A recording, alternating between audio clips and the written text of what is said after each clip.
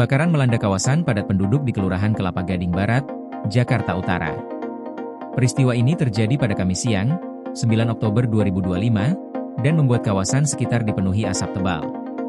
Sejumlah warga panik dan berusaha menyelamatkan barang-barang berharga sebelum api semakin membesar. Kasih Operasi Suku Dinas Penanggulangan Kebakaran dan Penyelamatan Jakarta Utara, Gatot Sulaiman, menjelaskan bahwa objek yang terbakar merupakan rumah bedeng yang berada di kawasan Jalan Pelepah Raya, tepatnya di Kompleks Pergudangan Perumbulok, Kelapa Gading. Rumah bedeng tersebut diketahui berfungsi sebagai tempat tinggal dan juga lokasi usaha bagi sejumlah pekerja harian di kawasan tersebut. Petugas pemadam kebakaran menerima laporan dari warga sekitar pukul 13.48 waktu Indonesia Barat.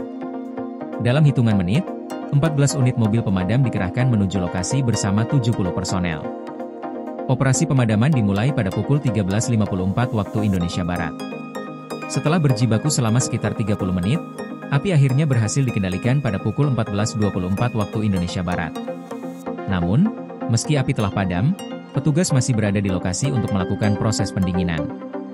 Upaya ini dilakukan guna memastikan tidak ada bara api yang tersisa di bawah tumpukan material bangunan yang bisa memicu kebakaran ulang. Petugas juga melakukan penguraian puing-puing serta penyiraman lanjutan di sejumlah titik yang masih berasap. Dalam video amatir yang beredar di media sosial, terlihat asap putih tebal membumbung tinggi di udara, sementara kobaran api melahap beberapa unit rumah bedeng. Sejumlah warga tampak membantu proses pemadaman menggunakan alat seadanya sebelum petugas tiba di lokasi. Menurut keterangan sementara, tidak ada korban jiwa yang dilaporkan dalam peristiwa ini. Namun beberapa warga disebut mengalami sesak napas ringan akibat menghirup asap tebal dan telah mendapatkan penanganan medis di tempat.